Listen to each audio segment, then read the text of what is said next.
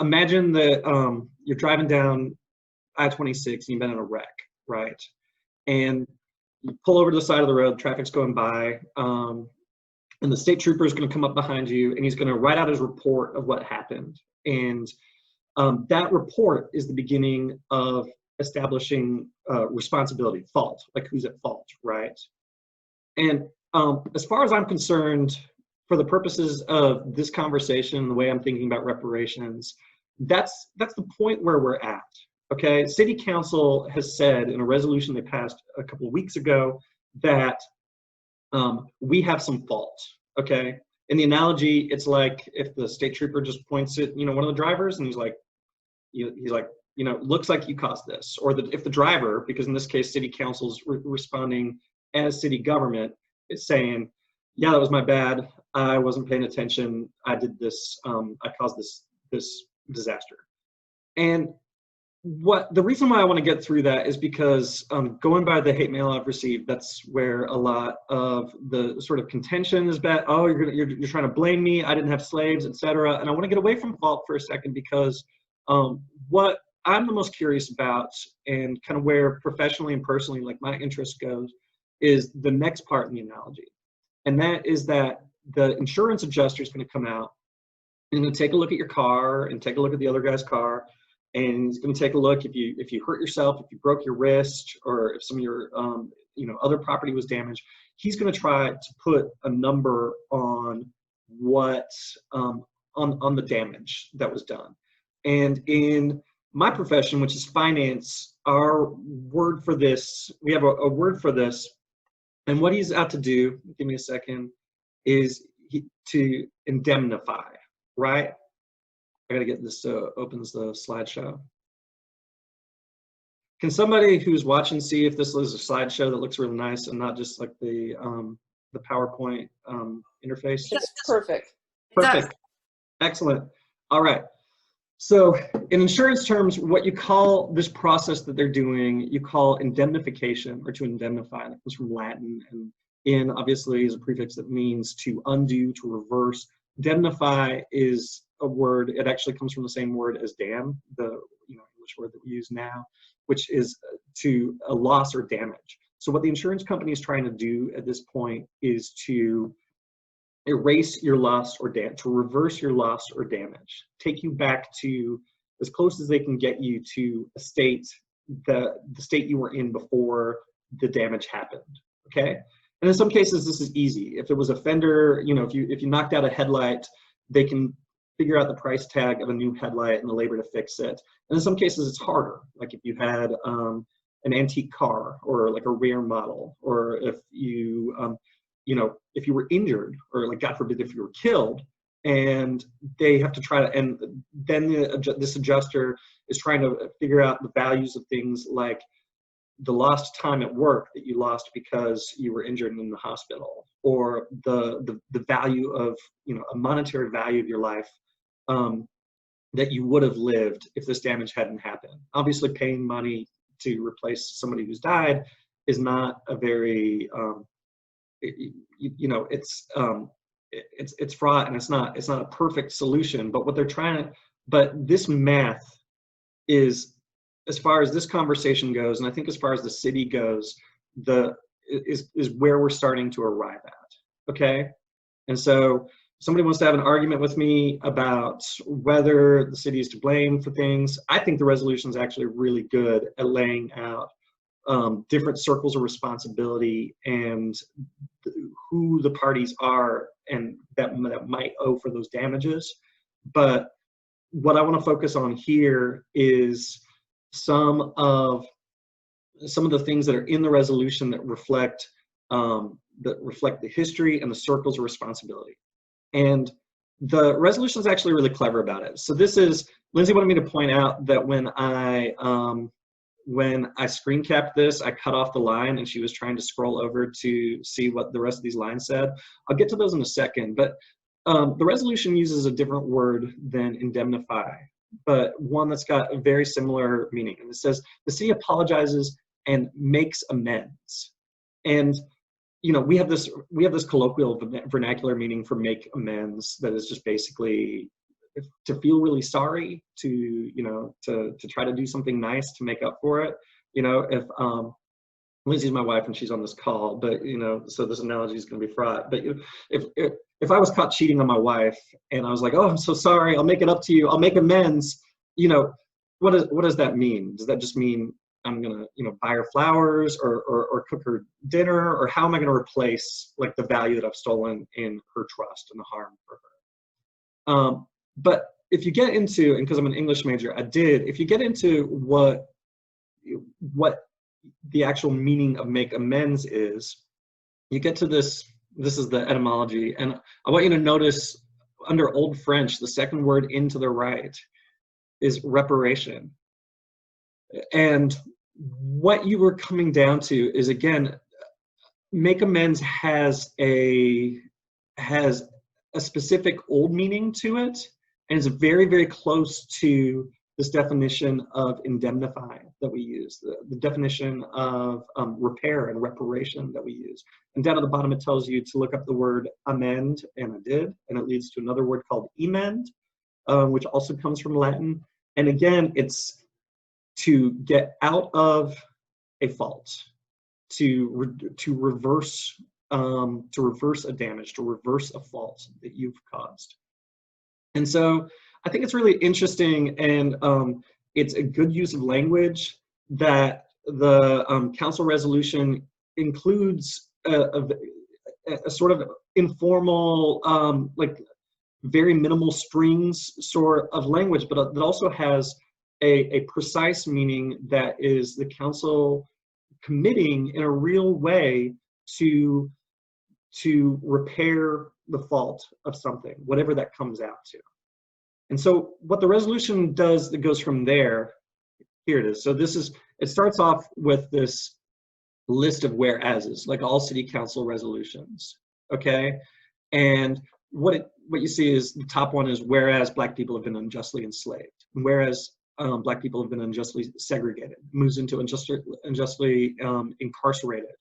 And it, Nina points out that amend also has a meaning of to heal, which is a good, when you see in a moment the scars that city policy, racist city policy, actually literally made on the physical landscape of the city, and you think about healing, what would healing look like to return it to unbroken skin?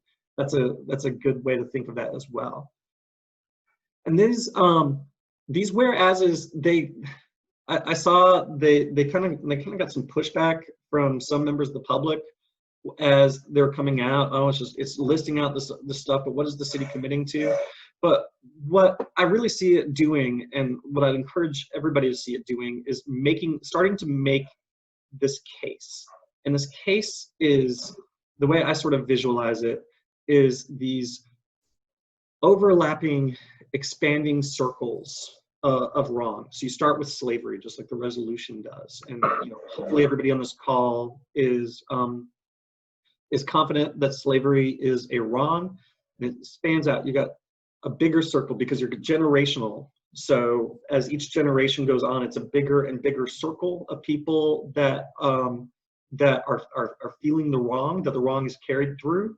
And yet, in like some ways, it becomes more diffuse. So while hopefully everybody that's on this call agrees that theft of a human life and forced labor is a wrong, as you start to get out into these ongoing issues of racial justice, that's where you start to get people saying, well, wait a minute, am I participating in racial injustice? You start to get into things like a doctor who's going to pick a different treatment for a Black patient and a white patient, and how that's going to lead to different medical outcomes. Is that, it's become I don't know how to say this, a more diffuse responsibility. Things like federal education policies, state and local criminal justice policies and housing policies and things like that sort of overlap out, but we're getting these bigger and bigger circles of people until, essentially every Black American has, can trace a lineage, or has a lineage that goes back into slavery and carries on to this present day. And the reason I want to point this out as well is because we are here. We are still in racial injustice, and part of the arguments that we're seeing, if you check my email or you browse around the internet about reparations, is I didn't own slaves. How can I be held responsible for something that happened 150 years ago? But of course, we're still in territory where wrong is still going on. And some of the things we're going to talk about, like city planning policy and housing policy, and the way our police forces run, our urban renewal happened within the lifetime of almost everybody on this call, except for probably Lindsay and me. And things like issues with police overuse of force and disparity, employment disparity and housing disparity are still ongoing to this day.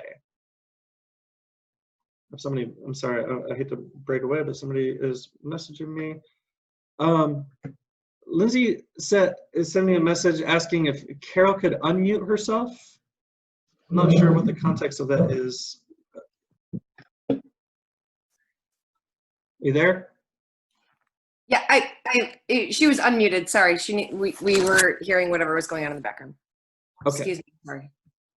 All right. Let me stop right here. Are there any questions or comments on this so far? Okay.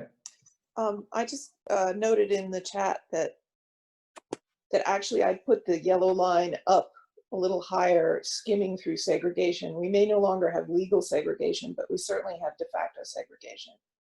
That's true. And so I gave that some thought as I was drawing this. This drawing is not from the resolution. It's sort of my own way of thinking of it to myself, and I contemplated that.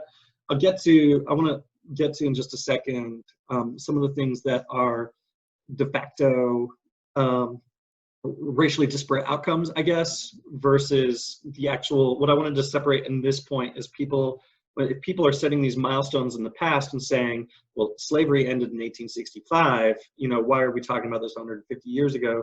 Segregation technically legally ended in 1965, and yet here we are. And we're carrying on, like you said, with a lot of the disparities. And the resolution, I think, is cognizant of that. So it starts laying out in these various harms, these lists of whereases, it starts listing out these categories of either ongoing racial injustice or racial disparity. So you got housing, disparities in housing. You got disparities in education, in employment opportunity and business opportunities, in law enforcement and criminal justice, which we've been talking about very intensively for the last several months, as you guys know. Healthcare treatment, this is another one that if you want to quibble, I thought of putting healthcare policy on the other, on this chart as well, because there are ways in the structure of Medicaid and in the structure of, in the legal structure of healthcare in America that produce racial disparities. And then one I would call environmental racism. We'll get into that in just a second. And the resolution starts to populate these with details. So under housing, you got urban renewal, you got public housing and housing built in unsafe places or unsafe structures. You got steering, which is, does everybody know what steering is? Steering is when you call into a mortgage lender like Wells Fargo and Countrywide before the Great Recession, were the two biggest mortgage lenders in America. And both of them, if you called them and you had I'm making air quotes, black sounding name or black sounding voice, they would immediately redirect your call into to their subprime department, which makes you more likely to default if you lose your job or the economy goes bad.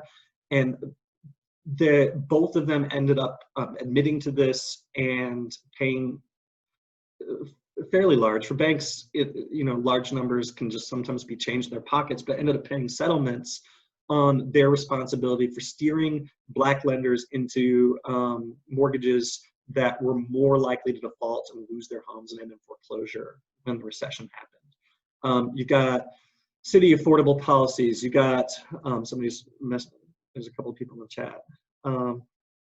Steering also happens in real estate brokerage, yes. You've got school discipline policies. You've got, this is all from the resolution, segregation within education. So honors tracking versus non-honors tracking students. Tracking is, I think that's the technical term for when you put, when you predetermine a student's career trajectory or educational trajectory and then put them in classes that reflect that. And there's a huge racial bias in it. Employment, there's, you know, hiring discrimination, wage discrimination. They're just, these details all come from the resolution. I love these chats. Rob Thomas says, my wife and I make 6 figures a year combined and still can't get a mortgage. One thing that I am aware of from my profession is actually in neighborhoods like Shiloh, South French Broad, and across America, where there actually were decent levels of Black home ownership before the recession, callers and mailers would go into those neighborhoods to Black homeowners and say, refinance at a low rate, draw out a bunch of equity, you can take a loan, trying to persuade Black homeowners who already had, in some cases, paid off homes or homes that they were on their way to paying off, marketing to them these subprime mortgages with these really obscure terms that would cause their interest payments to just balloon out of control within, you know, as soon as the first 2-year grace period or whatever expires. And so basically manipulating Black homeowners who already were accumulating wealth out of their wealth. And this happened 12 years ago, 13 years ago. You know, for as far as we all know, you know, these 2 major companies were caught doing it, but as far as we all know, it's still happening in some form, okay? And so, and then under the category of what I would group under environmental racism is things like food deserts, childcare deserts. So there's no grocery store within a walking or 1 bus ride distance of South French Broad neighborhood right now. There's Hopi and Company, but you can't get to Ingalls or, you know, even Green Life or Earth Fair or anything like that without multiple bus switches or a long walk.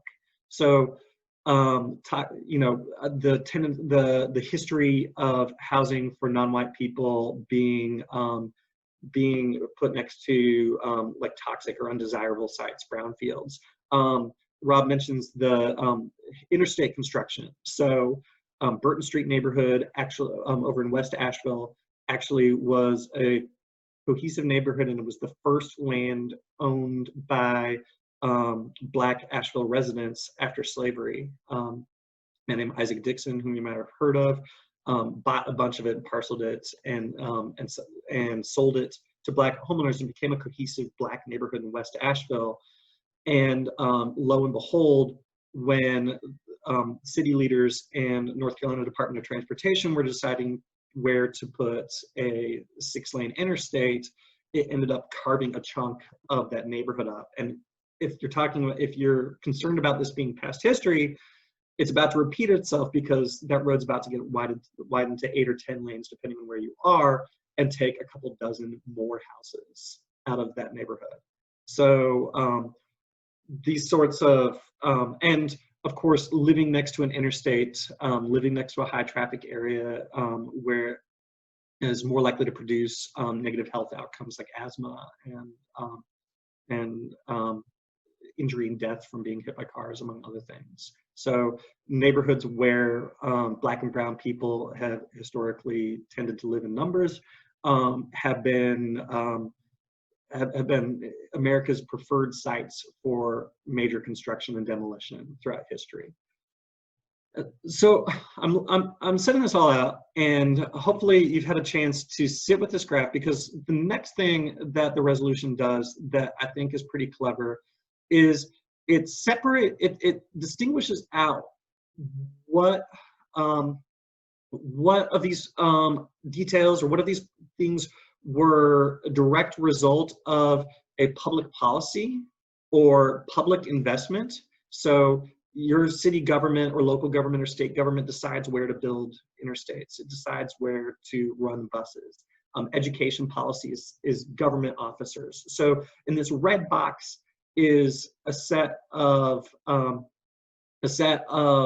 outcomes that are directly tied to government officers in some form or another. Criminal justice, of course, law enforcement officers, the courts that you go to if you get arrested by a law enforcement officer. These are the government things.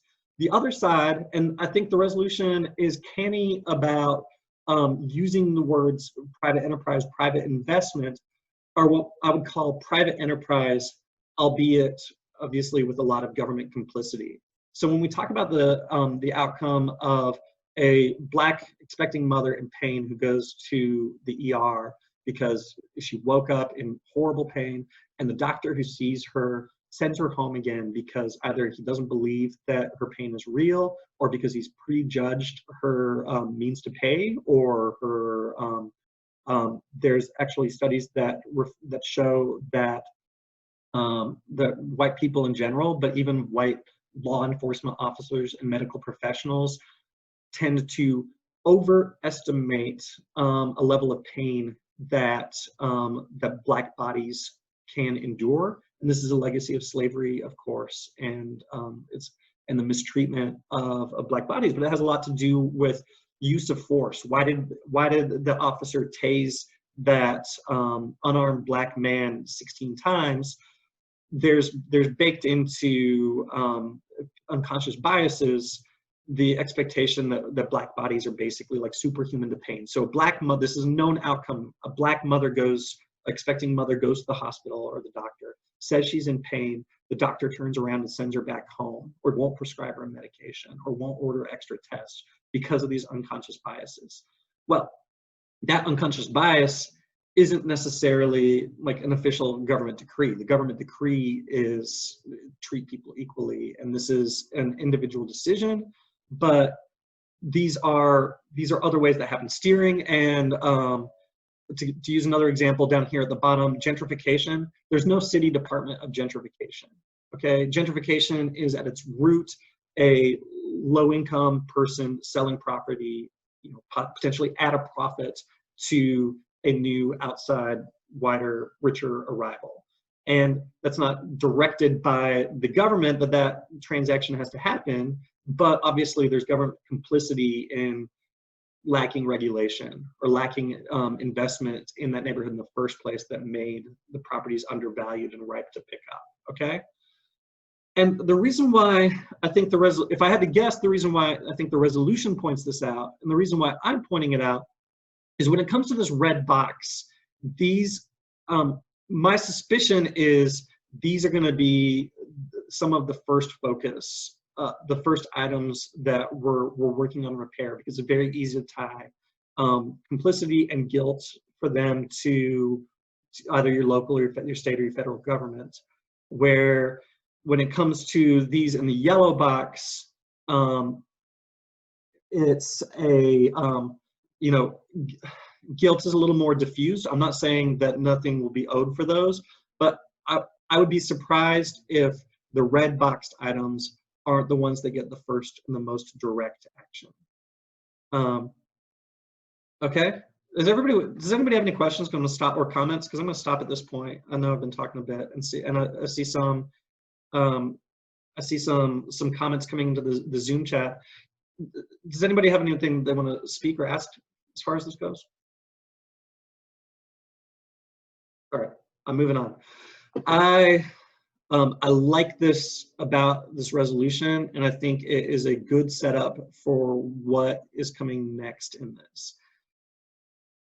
And so what I'm going to do first, though, is let's knock slavery out first. I mean, not knock it out, of course, but I wanted to provide some information about where things are as far as slavery stands.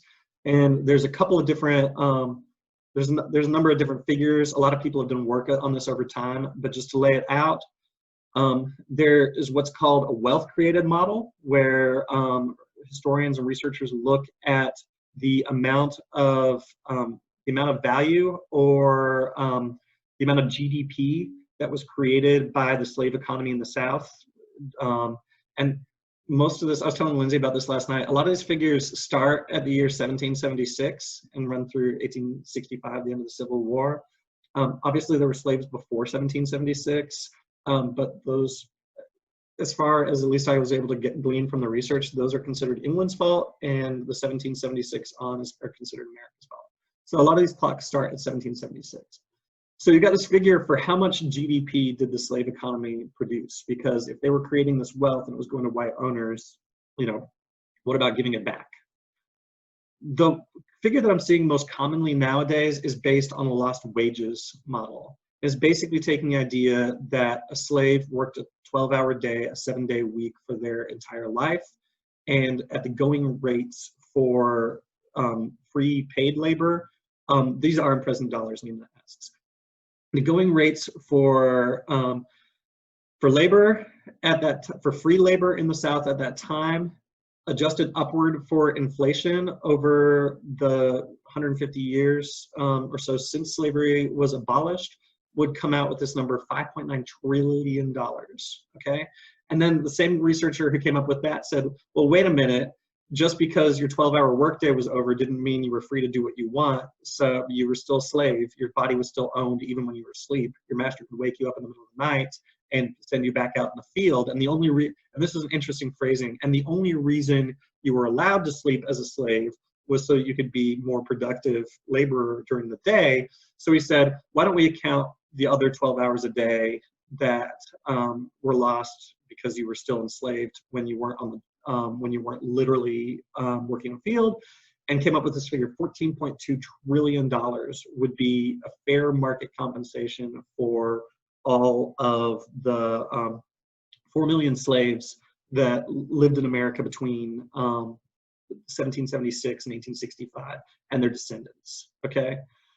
And since there were 4 million slaves, you can average that out and say, this is what these figures would come out to per 4 million slaves. A slave that worked in 1776, there's some complicated math to this. A 1776 slave has more time, like, because of inflation, the wages are different depending on what period you come from, and obviously there's a lot of other variables you can add into this. We're just coming up with a basic average per slave is this. $14.2 trillion is, by the way, 3/4 of the current US GDP. That's our total economy for the year. It's a very large number. If you try to break that down into what local numbers, I've got two for you. And that is the Buncombe County Register of Deeds, shout out Drew Reisinger, has a really good page on the Register of Deeds website recording slave transactions in Buncombe County between 1776 and 1865. We got 684. And you can actually, if you go to the site, you can click through, read the names of the sellers and the names of the people that were treated as property during these transactions. There's James Patton. He's the builder of Patton Avenue, owner of Patton Plantation, one of the largest slave owners in the South. But this list is hundreds and hundreds long. And I believe I put it on the, I should say, I put links to many of the things I'm referencing on my website on a post at richleeforasheville.com/reparations. And so some of these things either after the call or during the call, if you have a bad connection, you can click through and browse those. So 684 transactions. Here's a nice most of these were held at the courthouse. Here's a nice ad, likely Negroes. I was always told that that word at the time of this use would have meant you're going to like how they how they work. Lindsay says it means ready to work. You'll notice most of these happened at the old courthouse, which is where the round fountain behind Vance Monument is now. They kept moving the courthouse back through successive iterations of it, and now it's a few hundred yards away. But at the time, the local courthouse was basically right up against Pack Square, and so when we talk about the city-owned property of City County Plaza and Pack Square and the space where the Vance Monument is, When you look up these ads and these transactions, most of them used public property, a public forum, as their staging ground. Notice the name at the bottom here, J.W. Woodfin. That's the namesake of the town of Woodfin, and also one of the largest slave owners in the area, either just before or just after Mr. Patton. The 1860 census is the other number I'd want to put in front of you, and that is it's a moment in time count. So it's not counting all 400 years of slavery in America or all 100 years between independence and emancipation in America. It's just counting at the moment, at the year of 1860, just like we're performing a census count right now. The demographics of Buncombe County, and that is 12,600 white residents, 1,933 slaves living there. And if you're trying to do that math, that is 15% of the population of the county, which is higher than our share of Black population now, as far as I know. Buncombe County was more Black under slavery than it is under its current rapidly gentrifying condition. You guys all with me so far? All right. So you do some math. You say, okay, generationally, 1,933 slaves living in Buncombe County in 1860 would have been about half of the slaves who lived there from independence to the Civil War. So you got just under 4,000 slaves who lived at some point in Buncombe County.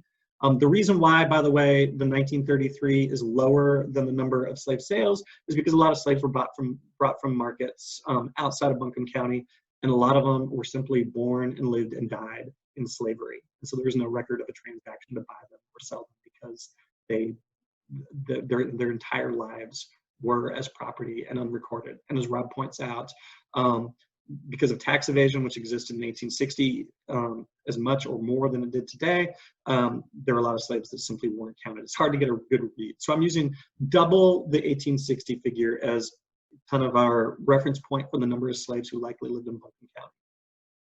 I'm taking that middle average, the 12-hour workday average, that's $1.4 million. You could use the higher number, but you're just going to get into numbers that are, ridiculously high. And what you're going to come out with is Buncombe County's share of slavery reparations comes out to about $5.7 billion that somebody owes. This is the labor that built the county and that provided the wealth that provided that built hotels. The first hotels were built by Patton and some of the early slave owners. So you got this extremely high number. I want to just back up for a second. This low figure of wealth created is at the 36 billion end is, and the range of wealth created by the slave economy in the South, it tends towards the lower side, lower than the actual value of labor at the time. That's not because slaves weren't good or productive workers. It's actually because plantation owners were really bad at running an economy and were not very good or productive business people at all. So, there's a lot of debt carried by the South at the time. There's a lot of just high living and frippery. And so this slave economy that is worth at least almost $6 trillion in back wages actually created less than that in wealth for the white owners because they were just not good at running business.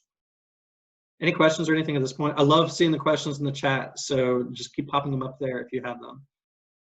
So obviously, $5.7 billion would be a lot for the City of Asheville or Buncombe County governments to pay. It's about 40 times a city budget, or about 25 or 30 times a county budget. And I would say that somebody at some level of society, we need to make a reckoning with that and find a way to make that right. But the amendment or the resolution actually is not putting. Karen asked, "Is the wealth created model how much white people benefited?" Yeah. So if you look at like GDP, like economic output, how much business was done, then yes, that's the idea is if there was a plantation with 200 slaves on it and it was worth $1 million a year or $2 million a year of cotton produce, or the land became worth this much by being worked, then that ought to be divided up among those, that value ought to be divided up among those 200 slaves. Are you following that? Okay. So this is from the resolution. This is the first apologize and make amends. And actually what City Council, by agreeing to this, and what the writers are putting City Council on the hook for, is for the City of Asheville's participation in and sanctioning of enslavement. The city didn't directly own slaves, although city fathers and there were fathers and city leaders have a share responsibility from it. But at least as far as my thought process is, and I don't want to put words in any Black person's mouth, but as far as like things that you might think about is, well, there is that wealth that was created for white residents, and the city took in some of that in taxes and donations and, you know, public largesse, like building buildings, Patton Avenue.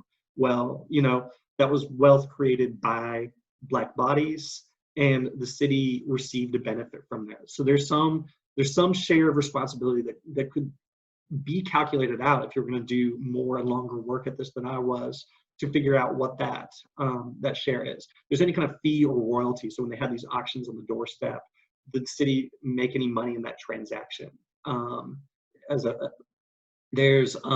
Well, who was enforcing? There's a lot of old ads from if you look through old local newspapers, offering rewards for escaped slaves. Well, you know, the main enforcers of runaway slaves were the predecessors of today's law enforcement. What is the city's culpability in chasing, capturing, and holding and returning escaped slaves? This is a big conversation that's going on in the city council race right now. There's how to expunge the blot of slavery from the city property that was associated with it. So you have the central square of the city. It's dominated, or it's been dominated by a monument to a local slave owner and a governor who fought in the Confederacy. And how do we turn that property from the blot of slavery to the blot of, to something that starts to make our community whole? And that is, that as far, I think, is encompassed in the,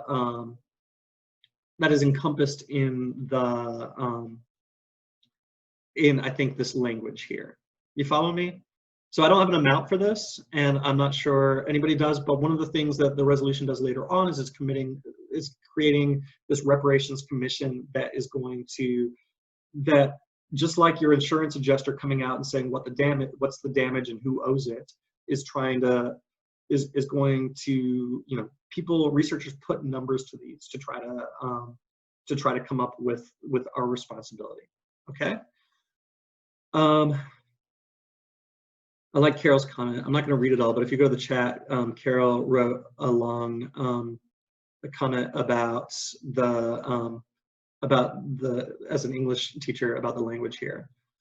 The next of these, what I would call the three main city actions or main city commitments here, as far as making reparations. There's more commitments, but they have to do with things like bringing in outside supports or getting state and federal, you know, joining our voice to federal and state action. There's three things that are these apologize and amend clauses. And the second one of these, again, broadening the circle out from our smaller circle of slavery that encompassed this 4,000 people, out to the broader circle of segregation, which is the next 100 years of American history. And again, just like in that circle chart, has a cultural enforcement and a cultural component of, a white person that would just burn down your house if you tried to move next door to them, business owners that would refuse service, and then the legal government aspect of segregation. Are you following me so far? Okay, I'm checking to make sure there's not new chats. I got a thumbs up from Nina. So And again, this is language that says the city is not necessarily, and I'll be interested to see how this plays out. This is language that says the city is not necessarily paying for every aspect of segregation, but definitely try narrowing the focus to what resulted directly from the city's enforcement of segregation. And that could be anything from Black students attending underfunded schools, which are government run, right? Or, you know, police brutality, who you faced when you went to try to register to vote or to vote. Who arrested you if you were accused of looking at a white woman, or what, you know, what all-white jury, who appointed the all-white jury to try you and find you guilty, or what, you know, local magistrate or police officer stood by and let people pull you out of your jail cell and lynch you. There were 3 lynchings known to have happened in Buckingham County, right? So again, it's taking the entire injustice of segregation and saying there's a government share, there's a city responsibility here. That is what city officers and policy did. And we're putting ourselves on the hook to make that portion of it right. I went through a lot of ways and like different sort of like economic models and theories about how to try to put some background or some numbers to this. Because like I said, there's the lost education model. If you were prevented from getting higher education, we know that nowadays the earnings difference between a high school only graduate and a college bachelor's graduate is $1 million of lifetime earning, and that carries back through history. So when you know, Black people were disallowed from attending local public colleges or mixed schools, then there's a dollar value to that. And it became too complicated for this call very quickly. And so what I wanted to do is just put, go a simpler way about it. Here's all the different disparities that are government induced, including violence and literal death. But I wanted to come at it from a more simplistic way. And that is, there was a measure of US family wealth, the average family's wealth in 1963. And Nina, before you ask, this is adjusted up to $2016. And it found that the difference between the average Black family and the average white family was a difference of about $121,000 in today's dollars in 1963. And keep in mind that 1963 is, you know, a couple of years before the Civil Rights Act. It's right at the tail end of segregation. So I think one way you could look at it, if you wanted to come at what was the total cost, multi-generational cost of the policies and actions of segregation through this 100 years from emancipation to 1965, you could say, well, it was about $121,000 on average. And, you know, because I'm pedantic, averages in the median, when there's millionaires and billionaires, they throw off averages. So the median family wealth difference between white and Black families in the US was about $45,000. I find it interesting that it's actually a higher multiple. The middle, so median means half have less, half have more. The middle white person in America had 19 times more wealth than the middle Black family in America in 1963. Again, adjusted up to $2016. So where did that wealth go? It went to those employment policies and education policies and a lot of literal government enforced aspects of segregation. So again, just like we did with slavery, you take the 1960 census of Asheville. This is Asheville specific. And you have, and this is something to behold, by the way. I put a link to it on my website on the Zoom call link thread, and you should take a look at it because it is just a brilliant document. It looks like this, and they go block by block. And down this left-hand side here, they count the total number of households on the block. And then over here, the second column to the right is the number of non-white, so Black households. You'll see a block that has 45 households and 44 of them are non-white, or this one that has 17 households and 17 of them are non-white. So there was housing segregation in Asheville in 1963, like out the wazoo. And you can find a number of other details, like They counted houses that lacked adequate plumbing, houses that were classified as dilapidated. That's going to come in important in a second when we talk about urban renewal. One of the things that's interesting about the block down here at number 181 that has 17 households and they're all black, 12 of those households were owner households and 5 were renter households. So the current average of Asheville is half of families rent and half of families own. At the time, it was actually more like 60% of families owned and 40% of families rented. That it's become, the mix of owners to renters has become worse over the years. But at least on this block that I caught here and several of the other ones that I saw looking through, there was high black home ownership in 1960 in these segregated blocks, yes, but places where wealth was being built by people who owned or were paying on houses. So you got this 3,331 households. Again, you multiply it by the wealth gap, 45 grand, and you come out with a local Asheville-centric cost of the policies of segregation. It comes out to about $150 million. You follow me so far? Okay. And this is a high number. This is higher than a city budget by about $10 million. It would be, if the city were to try to write checks for $150 million, it couldn't happen in 1 year, okay? But in city terms, it's weird to think about this because, you know, high numbers just seem like really high numbers, but in city terms, this is not a just unbelievably high number, like a local burden of $5.7 billion for the cost of slavery would have been.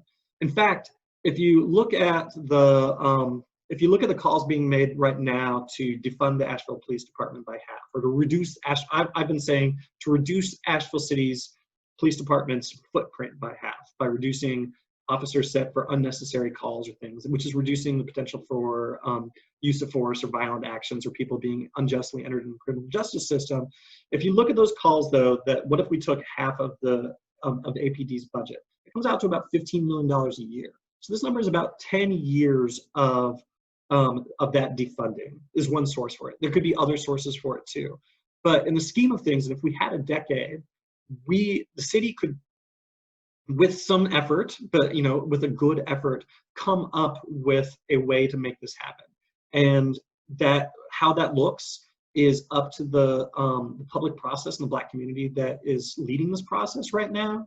But things that I've heard out there are everything from direct payments, just send checks, to invest money in programs that are actually going to return that Black wealth and make up that $45,000, or some other combination of things, okay?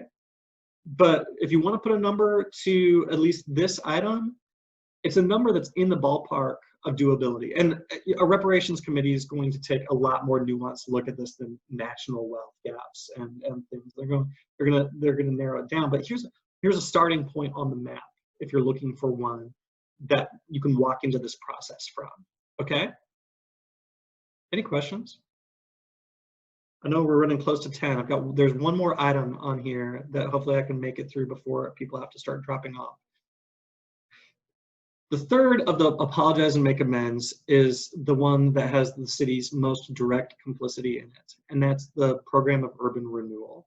And if you're just coming to this term, urban renewal is a term of art from the 1960s and 1970s. So again, during the lifetimes of a lot of the people on this call, that involved using eminent domain or buying properties in Black-owned communities that were that had been disinvested in for generations through segregation and redlining. So basically disinvesting in a neighborhood, making it legally impossible for a homeowner or a resident to borrow money for a business or for improvements to their homes, not paving streets, not introducing, you know, running sewers and water.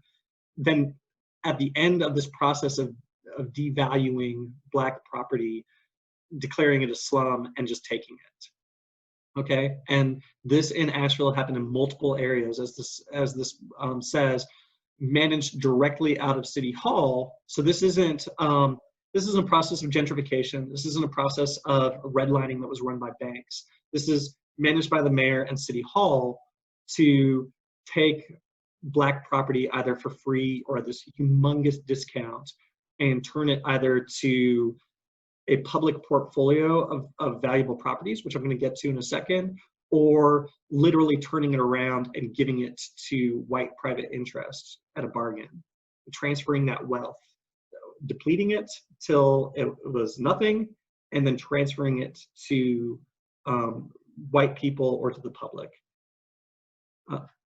And Carol's got another long comment. I'm not going to be able to read it because I'm running short on time, but definitely take a look at the chat while you're listening. These are some images of East End here on the top and left-hand side. And this is the block down by City Hall, looking down at Market Street where, or Eagle Street, sorry, where Limones is now. And so what you're seeing here is, I just want to give you some ideas of living conditions. When people talk about properties that were definitely owned and resided in by poor Black Ashevilleans, but also, you know, it reflects a lot of love. And you can see a lot of businesses here like Burton's Dinette and the corner pharmacy. Sorry, I'm forgetting the name of it right now. Maybe Rob, maybe you know, or some locals know the name of the pharmacy and drugstore there in the corner.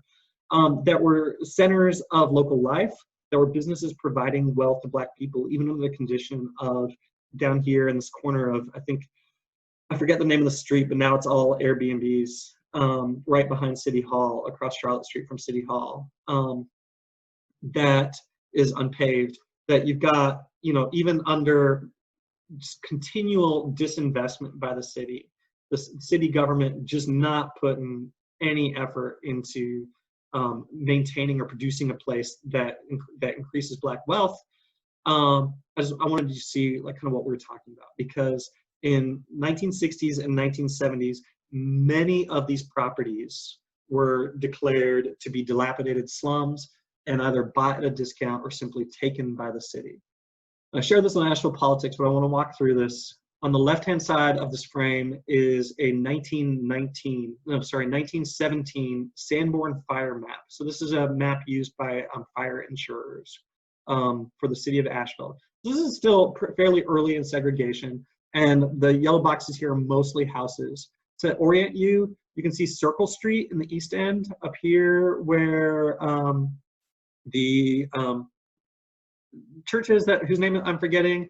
I marked in orange the current path of Charlotte Street and then the current path of Eagle Street to like kind of give you a sense of what you're looking at. Down here at the bottom is where nowadays where Martin Luther King Drive comes back into Charlotte Street.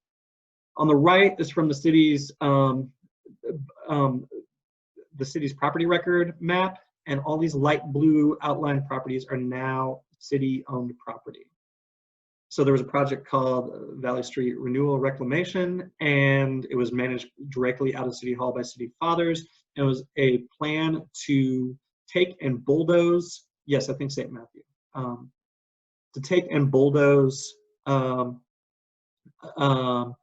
Black homes and businesses and produce, right now, these properties along the left side of the orange line are the city public works garages and public works building.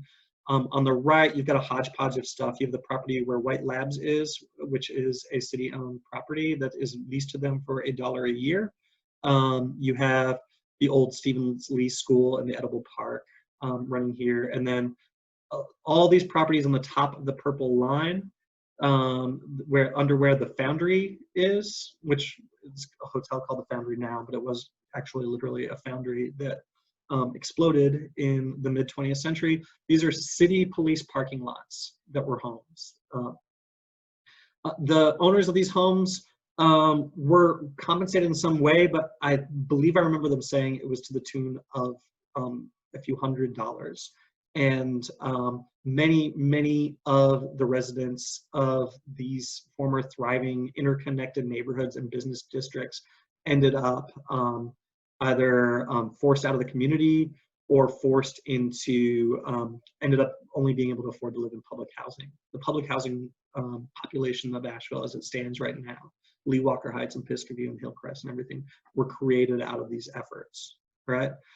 To give you another one, this is Southside, and this blue line running down the left side of each of these maps. Again, this is a 1917 map, and this is, to the right is the current Buncombe County property record. This is South French Broad, okay? You have across the orange, I marked Bartlett Street as a property or a place a lot of people know. On the far left, you have what's called Aura Street. So you're into the neighborhood of South French Broad, and you can see in this instance, the road known as Southside Avenue, and all these properties along the bottom of Southside Avenue, the one running at a diagonal slant here, were hotels, stores, businesses, car dealerships and repair places. There's a long list that the city has of properties here that were claimed, and you can see that the road basically ceased to exist in this form. Here's Nasty Branch, or what was called Town Branch by the white folks, running along the bottom of South Side. This is now empty fields running along the south side of Choctaw Street. At some point, it may be a greenway or park. That is the city's project for it. Over here on the right is the far right is the Election Services Building in Biltmore, if you're still trying to orient yourself. So again, a swath of property. The property in this map comes out to about 35 acres, I want to say, that changed hands in the 1970s. This again, there are 20 or 30 acres here. If I went farther south in this map, I would encompass the area that was neighborhoods that became Livingston and Erston, like public housing projects. Again, each of these houses represents, in most cases, a Black household, and in many, many cases, a Black homeowning household that was accumulating wealth, just like those white families that arrived at $45,000 median or $47,000 median wealth. This is wealth directly taken by city policy, and the compensation was inadequate. As Nina points out in the chat, owners were promised access to better homes. It was going to be people moved out, but make a better neighborhood and fund you all living in better homes, and it didn't work. When we talk about things like the renovation of Lee Walker Heights, which is right next to this, just to the right of this map, and the city's oldest housing project, a lot of the suspicion of residents when they were moved out so that those buildings could be demolished and rebuilt traces to the history of urban renewal in Asheville. So land that directly taken by the city is an easy case for us as a city, for us as a public who benefited from this, people who bought the properties in newly de-slummed, de-blacked areas and benefited from the wealth accumulation that kept their family wealth and white family wealth in Asheville moving ahead of Black family wealth even generations down the road. This seems like an easy case. Now, land is really expensive in Asheville, and just to check and have a figure to provide you, I looked up the value of an acre of land in East End, around Charlotte Street, if you were able to find it now. There's no Zillow listing for the public works garages. It would take an appraiser actually going through and trying to figure out, we sold this property and used it for reparations, or if we just handed it to Black Asheville as reparations, what would the value of it be? But just to give you the sense, property that I looked at in East End right now, undeveloped lots, we're going for the equivalent of about $1.2 million an acre. And when you get down to south side, you're just under $1 million an acre if you were able to get an acre of land. So again, putting figures to it, just these two sections of map, we're talking about in today's dollars, probably $30 to $60 million of property, of value, of wealth that was taken from Black Asheville. Not to mention the irreplaceable aspect, which is a thriving Black business district where every business owner was a Black person. Where you remember, there was that horrible movie, The Green Book, but the Green Book is a historical artifact of places it was safe for traveling Black families to save. And one of the only listings for Asheville in the actual historic Green Book was a hotel on Southside Avenue. Okay, it's irreplaceable in some ways what we took from it. But if you're looking for some numbers, you know, we're in a $1 million an acre, and probably some reparations commission that was doing a more diligent effort about this than me would look at, well, you know, what were people compensated, who you know, and try to put like a bigger figure on this. But we're still talking about a figure that's manageable, but in the tens of millions of dollars. I think, and again, I cannot prescribe what reparations are to Black Asheville. I think a public process is going to work through this in a very deliberate and diligent way. And when I see people just rushing and saying, well, let's just defund the police department, and that's what we'll call reparations, or something, to me, it's like you've been in that car wreck, and it's just like, you know, it's like that scenario that you hear about in a car wreck where the guy who's at fault just writes off a check and hands it to you. There's got to be a diligent process that actually works through this, and at the end of the day, goes to the Black community of Asheville and says, how do you want your payment? Okay, and you know, although I'm vying to be a city leader, I'm really cognizant of this process, and I want this to play out in a way that is sensible, that reflects the community view, that's budget manageable, because I don't want us to be in a situation, honestly, where 30 years from now we're still writing checks, nobody's kept track of what we owed or how much we owed it, and people are like, why is my sidewalk falling apart? Why is every water main in the city busting? And then we're like, oh, we can't, because we just still got to pay these reparations. You know, this process of putting value to these things and deciding how it's going to be is something I want to follow really closely, without, even though I'm doing this now to kind of bring people up to speed on some of the history here, without putting my thumb on the scale, if that makes sense. So if it can, one of the things I think is going to be involved is a transfer of land.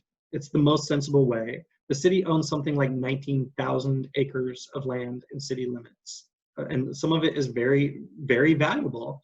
And there's a file which I shared on my website on the Zoom 2 post called City-Owned Parcels, and it lists every property, even the ones that are only 1/10 of an acre, throughout the city. This is just a screen cap of it, where it is, what it's used for, and like I said, the total, a lot of it is, you know, things like city parks, city hall, the plaza, you know, a lot of it's things like that, but a lot of it is just, honestly, like, there's things in here that are just kind of nonsense. How is the Clarion Inn a city-owned property? You know, what is this rent? So we got the old armory on Shelburne Road across from the entrance to Hominy Creek. That's the top one right there. We got all the ABC stores. Literally the area of the river is included in this, but it adds up to quite a lot. If the city wanted to make a package that part of a reparations package included introducing land, either that land along Charlotte Street or that land that is right now grassy fields along what's now Choctaw, into a package of reparations that also included things like money transfers and investments in education and investments in reducing police harm and increasing other outcomes, I think that would make a lot of sense, and I think that would be very manageable from a city perspective, without just putting us in a position where every budget for the rest of existence goes into reparations. And again, it's not for me to prescribe, but a way that I want to look at it is, we, through a, you know, an ongoing multi-century legacy of wrongs, we put Black families in Asheville, we put the, you know, most Black people in Asheville at a significant wealth deficit, an income deficit, an employment deficit to the typical white family, to white wealth. And somehow, some combination of things needs to indemnify, needs to bring it back up to the alternate timeline, if you can imagine it, where this wealth hadn't been stolen, where these opportunities hadn't been stolen. And that could encompass a number of things. And like I said, I'm just really interested to see where it goes. I should say, the research says that direct cash payments are the like the best form of anything, the best form of of charity, the best form of public programs. And there is a case to be made that if the city just said, well, we'll just try to improve education really good and we'll pour that all into education, that's not giving the people who are the victims of this harm the self-determination to decide, for the first thing, what form they want the reparations to take.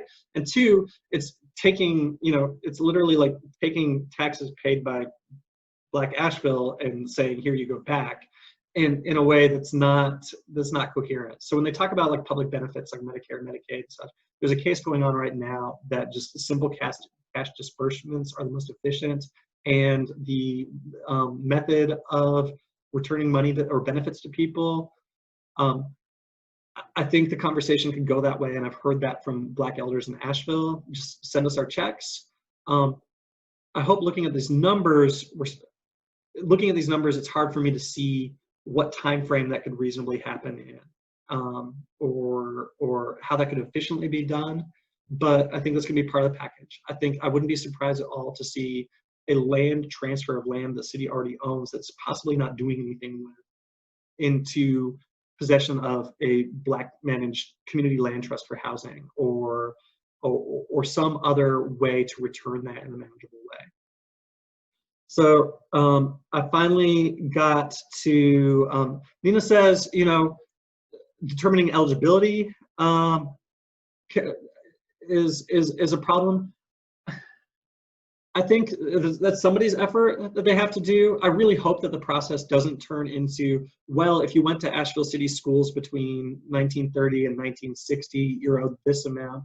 And well, if you were incarcerated for low-level drug possession, between 1980 and 2020, and incarceration, ruining your future economic prospects, borrowing prospects, renting, job, housing, putting you on a permanently different track for something that for more than half the people in the country is legal now, then you're owed this amount. And, if your land was taken by urban renewal, then you're owed this amount.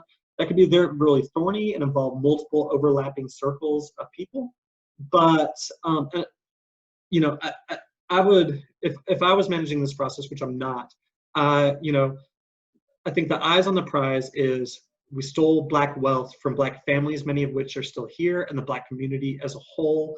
And how do we return that to, again, an alternate timeline where we didn't have slavery and didn't have segregation. We grew up integrated and everybody having the same opportunities, would mean some people had moved out of the community. Some people had, failed at their education. Privilege, as they say, doesn't mean that you were born to succeed. It just means you weren't born with all the knocks against you that a person of color was. In this alternate history, we would have no doubt a wealthier, more coherent Black Asheville managing its own affairs and with more political participation and political power and power in city decision making and things like that. We would have that. And I think rather than the conversation could easily get hung up on the who deserves, and we have lots of ways and lots of reason to just say that Black Asheville deserves. You following this? There was a question about the list of city-owned properties. That is one of the links on my website, which is richleeforasheville.com/reparations. Just to wrap up the resolution, there's two items that I didn't get to in the resolution, one of which is happening tonight. The first one of them is to get more governments to join into the effort, to use Asheville and the national attention on this, and having somebody planting this flag as a springboard to now get Buncombe County to say it, now get the surrounding counties to join in, now get the state to join in, to eventually reach a federal consensus for reparations. And Buncombe County Commission, as I've said, is considering this tonight. They brought it up, I think, a couple of weeks ago, and there was some disagreement, and it looks like they've ironed it out, where Brownie Newman was saying that they're prepared to vote yes. The last part of the resolution is establishing a commission to weigh all this stuff out and to wade through these questions and decide what form of reparations and for whom and what they're going to look like. And this is something that, again, got some flack when the city was considering it. And I think just if you follow through my week worth of thinking about this and pulling numbers, I hope you can see how big of a project this is and how it deserves its time and breathing space to happen. Okay? My conclusion, the city's share of this is large, but it's not unmanageable. And it may include land, it may include direct payments or other efforts, and business programs, business support programs. The city making sure to hire more Black contractors, which it does not do right now, or something else that I'm not thinking of because I'm not leading this process. I wanted to say one of the things I think is not addressed in the resolution that I thought could be is the city is not, as of this resolution, put on the hook for educational disparities. And the educational disparities in Asheville are huge. Our racial achievement gap in Asheville City schools is the largest in the state and one of the largest in the country. Okay?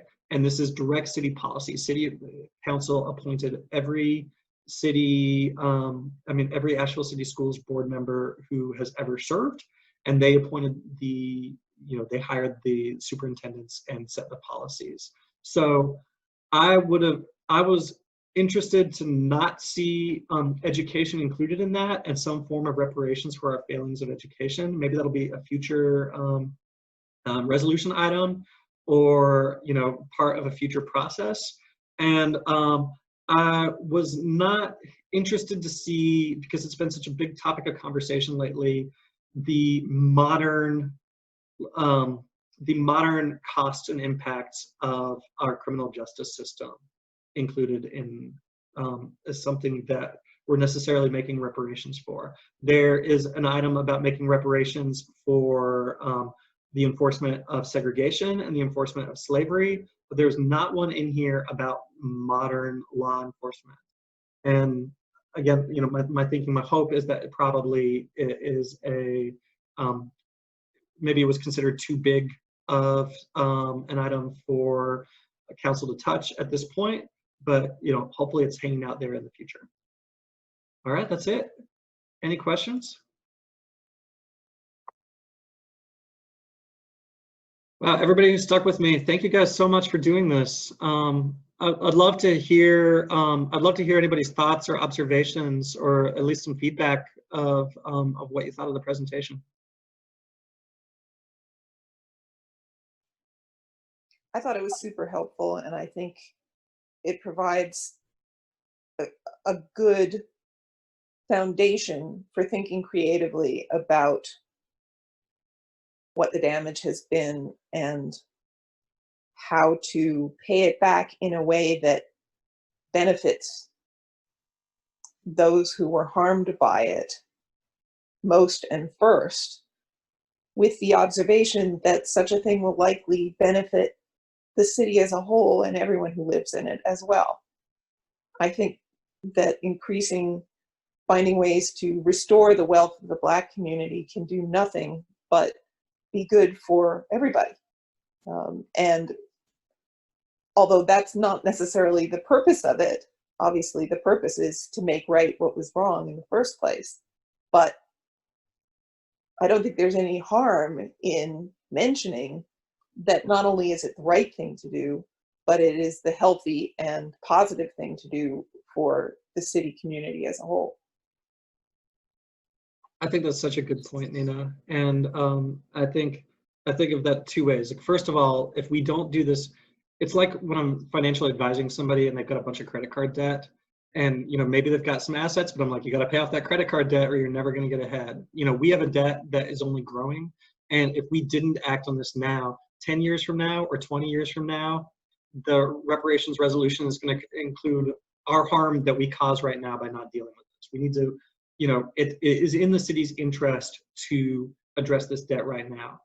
To your point about the economics, it is in the city's interest to, if you think about how, if you think about 10% or 11% of the city of Asheville being held in conditions of low wealth, low employment, low opportunity, and you're like, well, you know, we've got restaurants downtown that, you know, well, more than 10% of the city can't afford to eat at. You know, there's lots of costs to our economy of having this huge disparity. There's the cost in, you know, what we pay for, you know, obviously what we pay for public services, and on the broader national context, there's a conversation about how, you know, Walmart underpaying its employees means that we, the US taxpayers, on the hook for so much food stamps and Medicaid and things like that. Locally, there's that cost too of allowing this disparity to still fester, and we would have a better, stronger economy paying for this. That in some ways would make us all more prosperous and make up for what we owe and what we're paying out. So I think that's a really good point. It's also worth noting that people who have a base of wealth and security are capable of doing more of what makes this city worth living in, contributing to its art, to its culture, to its beauty, to its vibrancy. People who are struggling just to get by don't have the leisure to contribute their gifts to the world, and that is a loss to them, and it's a huge loss to the rest of us as well. Yeah. If you don't have a safety net, you can't take chances. You can't be the next Tesla if, you know, taking the time to develop a new business or a new product would put you out of your home because you're just living a subsistence living. So I agree. Carol, I saw you bounce in and then remute. Did you have something that you wanted to observe? I want to, again, you know, like echo Nina in this. I think that when you're talking to white people, especially, you know, resistant white people, you really need to kind of turn it over and remind them that this is going to benefit them. I don't hear that conversation going on enough.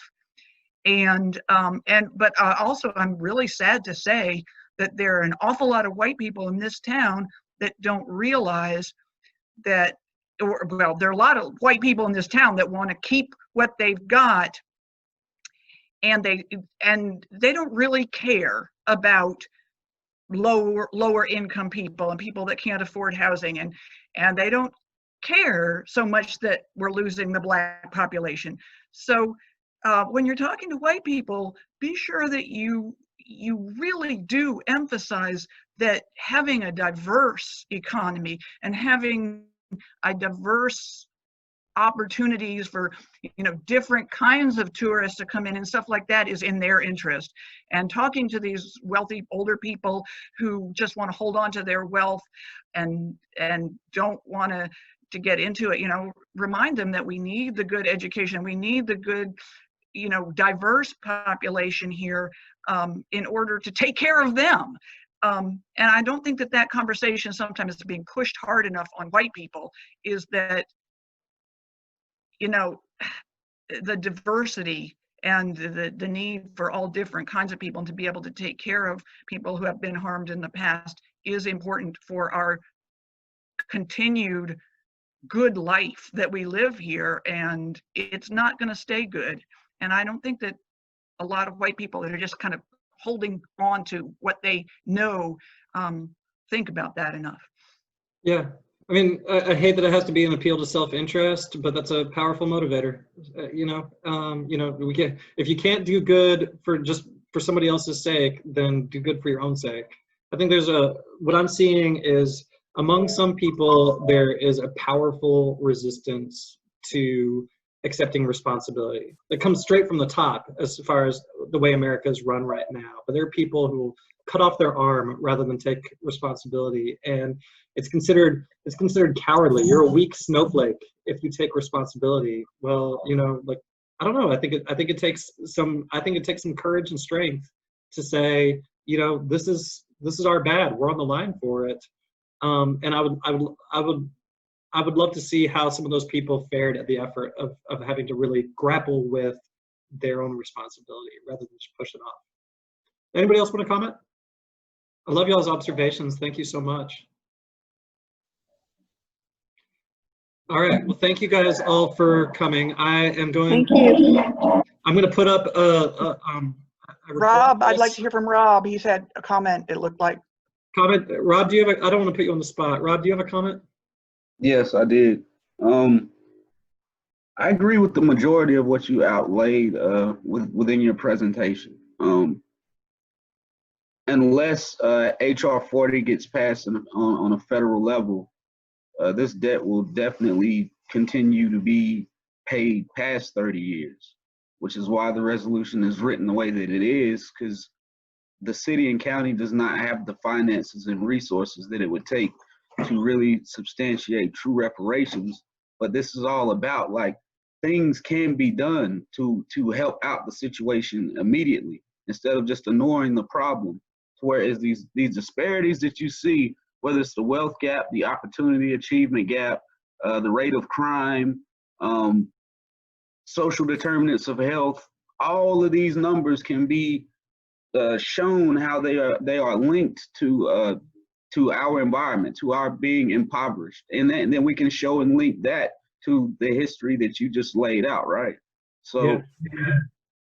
It's like, I don't expect the city and the county to be able to pay us what it is worth. $50 million. More than that, actually. Once you get into like the real reparations guideline and you look at the plunder in depth, like you laid it out really good. Like I really appreciate the presentation you gave, but like you said, once you get like a committee that really looks into the details and the genocide that was committed, the different programs that we instituted here on a county and city level, and really get into the harms and damages. Some of them you can't even put a monetary value on, but the ones that can be outlined, like it's going to be so much more massive of a debt than that. But it's like there are things that can be done, such as the private land that is still owned by urban renewal. Putting a moratorium on that and getting that back to our communities to where, we could put businesses or something to accrue generational wealth. Like I said, the plan isn't up to me. The plan should come from the community. But things can be done to alleviate some of the oppression we face daily here.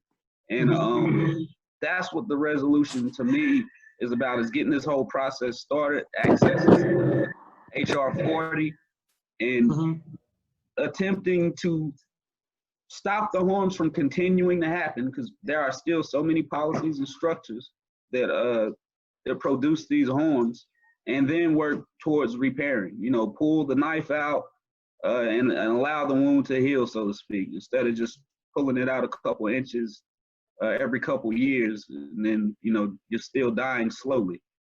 You want to talk real quick about HR 40 and what it is, and if there's something, people on this call or people watching this can do to support it?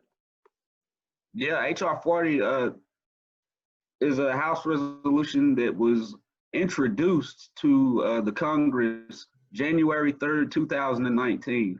What this would have done, it would have instituted basically a commission, a reparations commission, like what we're doing here, but it would have been on a federal level, where they would have had experts analyze the 5 different things that you need to declare for reparations, and come up with a monetary value, which is estimated in between 13 and 17 trillion dollars, maybe more, maybe less, but it would get the ball rolling. Like I said, this bill was only got into the introduction stage before they cut it short. So hopefully, one of the long-term goals of this whole campaign locally is that hopefully we can build up some momentum to get that conversation started back up. Although local governments don't control the federal government, but hopefully if enough governments around the nation can sign on, and have reached out and are attempting to do the same thing at the moment, then hopefully we can get the momentum up to actually get HR 40 passed and get some of the real reparations like what Rich is talking about. Yeah, well, I have to say, I've been involved in the city for a while. I've run in 2 of these elections so far. This is my 3rd, and I have never seen anybody get the ball as far as you have locally and your organization, and I am really impressed. And the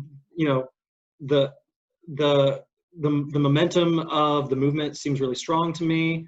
the way it's being handled. I hope I said enough, you know, and I wasn't just trying to flatter you, how smart I think this resolution that you passed is. And if you guys don't know, I'm going to call Rob out. He was one of the authors of the resolution, and it's smart how it did it, and it captures the momentum of the moment. And I think that it's headed for real success. And the biggest takeaway I wanted people to take away from this is not that any of the numbers that I came up with are somebody's number, you know, are numbers that are going to come out of this process, because they're not. I wanted people to come away with the idea that this is not outside of reality. It's not a number that's so big that we can't even imagine doing it. And with building state and federal support, we can. And the way you do that is you build it from city and county on up. And if we can do, I mean, but this is not, you know, I think people hear reparations, 3/4 of a, you know, of the U.S. economy. $17 trillion is the U.S. economy, you know, and people's minds just shut down about it. But when it comes down to it, and the way you broke it down into local things, these are all really manageable ways.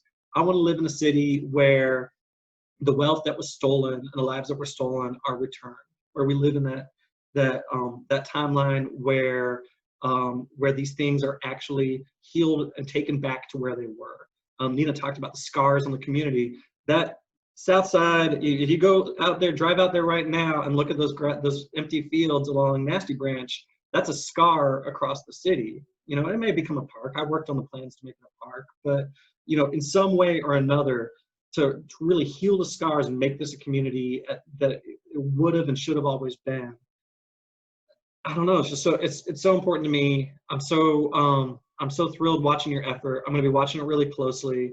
If I'm elected to council, I will be a willing participant and somebody who you can count on for support to make these things happen.